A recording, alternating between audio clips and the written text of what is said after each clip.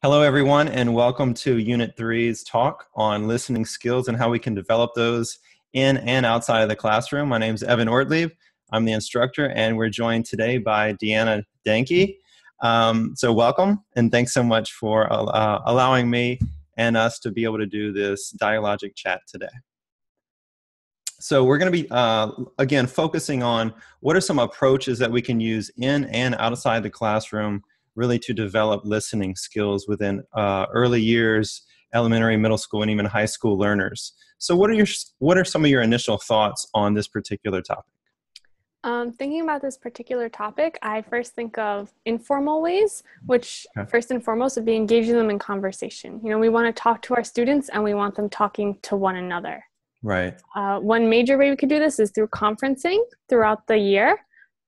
So conversations during the class, any questions they have, but then conferencing about their work, where they are, where they could improve, what they think they've done well on so far.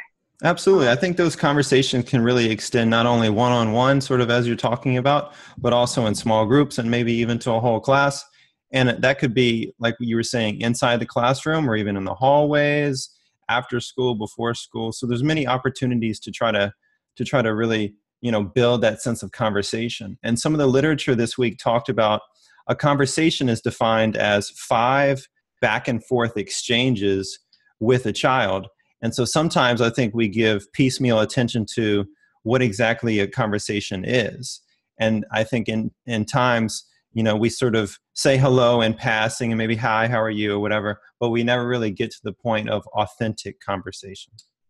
Absolutely. That one piece about having 5 encounters back and forth stuck out to me because I was thinking to my own conversations how often I, have 2 or 3 exchanges and consider that a conversation. Right. Or there's other times where I'm talking to someone for 10 minutes and I don't consider that a conversation.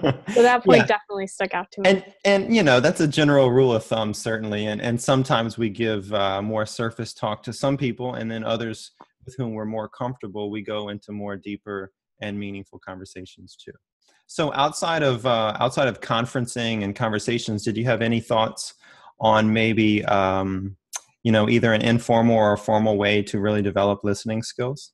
Yeah, so one that was in the readings that I really, really liked was the fishbowl idea. Mm-hmm. I'd never heard of it before, and I liked it because there were so many different levels to it. So you have students sitting in a small circle talking and students outside watching, almost as if they're looking inside the fishbowl. Mm-hmm. And the students inside are doing the talking, but the students outside could then talk to each other about what they observed. They could talk to the students inside the fishbowl afterwards about what they heard and what they took away from it. And then I like the idea that the students could switch back and forth.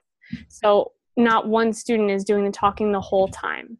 Right. And so some people sometimes refer to that as Socratic circles, oftentimes in the middle school years. And even they're doing some interesting versions of that, or iterations of it rather, with cell phones. And now there's some emerging research on something called back channeling.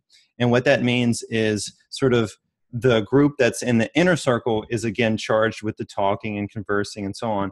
And the group around that is on their cell phones, on their Twitter accounts, or on a Facebook page or something like that, sort of talking about, what do you think about this? Or what do you think about that? So that there's sort of live streaming conversations and debates going on while they're also listening, because we know sometimes not everything requires 100% of our attention all the time, right? So like I could be talking to you and I was just typing a note called, that I wrote back channeling, for example, mm-hmm. because we can sort of switch back and forth in and out while still being relatively attentive.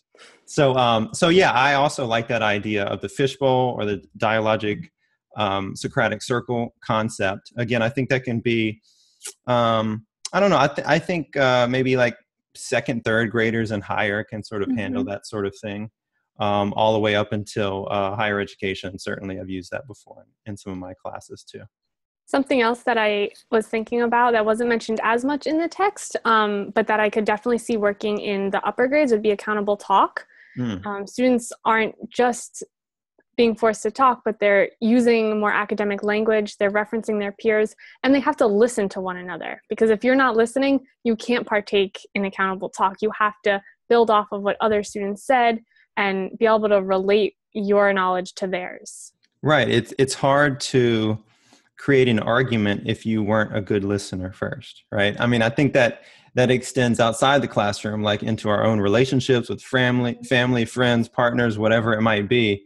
We all have that one person who either never listens to us, or maybe we are that person who always, makes assumptions and then cuts somebody off before they're really getting to the gist of what they're trying to say. And I think to be a good communicator, we have to be a good listener first. Absolutely agree.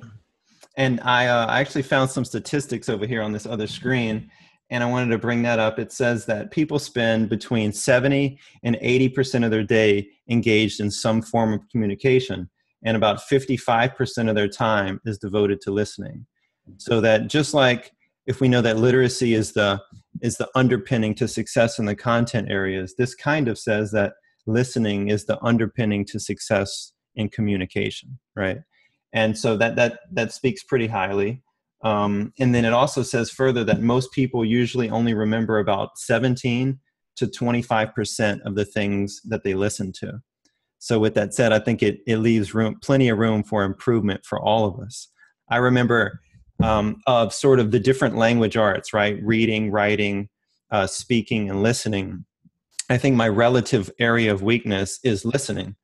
And I recognized that some time ago, and in college, I paid particular attention for opportunities to practice this. And I thought, where could I practice this and so on? And I thought, Bing, what about every Sunday at Mass? And so during the homilies, I was like, okay, I'm just going to focus. I'm not going to look at anything else. And then afterwards, I'm going to be accountable to myself by having a debrief with my dad or some other person I might have went with to discuss the nature of the homily, what it was comprised of and so on, so that I could really sort of practice and then be tested and practice and be tested, because I'm a firm believer that practice makes permanent, right? And not necessarily perfect.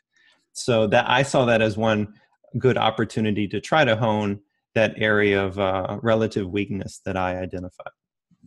I think that's definitely a good way to practice. There's some homilies that it could be a struggle to sit through and actually listen to everything that's being said. Right. But I think listening is a weakness for most people because there's nothing to firmly grasp onto. With visual, you have something you're reading, something you're looking at. When you have something you're writing, you're physically sitting there doing the writing. When you're listening, it's so easy. You look up and you see a friend across the way, or you see something else, or you hear a noise in the background. It's so easy to be distracted, whereas when you have something tangible, you're drawn to that. But when you're listening, everything else is trying to grasp your attention, and you have to fight to not give it away. Right. And I think one of the slides in the PowerPoint talked about the nexus between listening comprehension levels and reading comprehension levels. And Annalisa and Jean actually talked about this in their voice thread this week. And they mentioned how in the early years, typically children are better listeners than they are in terms of reading comprehension, because that's how early literacy and language develops. But I think as times have changed, and with the advent of technology and some other sorts of rationales, I think students' listening has actually decreased, and the impetus has pushed them more towards reading and writing. And I'll give one good example of this, sort of before our time, but in years ago, families would gather around not the television or their phone or anything else, but it would be the radio. On the radio. And they would listen to, let's say, the Yankees game or whatever it was that was coming on. And that was like the family event. Like, let's gather around and listen and just tune out everything else and just listen. And so I think, in terms of the modalities with which we have most practice, or the expectations and opportunities to hone those skills, it's sort of the ones that get developed depending on the historical time period in which you live. Even as students are going through the grades, when they're in younger grades, everything is written for them. The date is always on the board. Every single assignment is on the board. Daily schedule is on the board. When they get to high school, their schedule is still written down, but they have it personally, but they still have it written for them. And in college, it's online, so it's a little different. But by the time you get to college, you're sitting in a class and you might be listening to the professor talk for half an hour, 45 minutes, an hour and a half straight, and he or she never picks up a pen or a pencil or a marker to write on the board. So you have to really use that ability to listen to what he or she is saying. Whereas in the younger grades, every single word is written on the board for the student. You know, they sit there and copy letter by letter, every period, every exclamation point. So that's another way that even listening skills have to be progressed over time, but that they're not necessarily used to their full advantage when the student's younger. That makes perfect sense, actually. And you actually reminded me of sort of another historical tendency, and that was the aspect of storytelling, right? Like being a good storyteller and being around storytelling would allow you to be both a better speaker and a better listener. And so, you know, like my favorite collegiate classes that I took as a student were American history classes. And the professors would just tell a story for 2 hours straight. And, you know, there were a lot of people who were like sitting there taking notes, and I was probably one of those people. But I think what I should have been doing is just sit there and look at him and listen and probably tape record and use some other mechanisms to be able to go back and re-listen to that. But there's something to be said for just the sense of story and having an understanding of that sequence of events and the painting the context around the content that you're trying to learn. That again, sometimes can be done through one mode, but I agree with you in terms of that the more modalities with which you tap into, the more likely you are to actually learn the content and be able to remember it for years to come.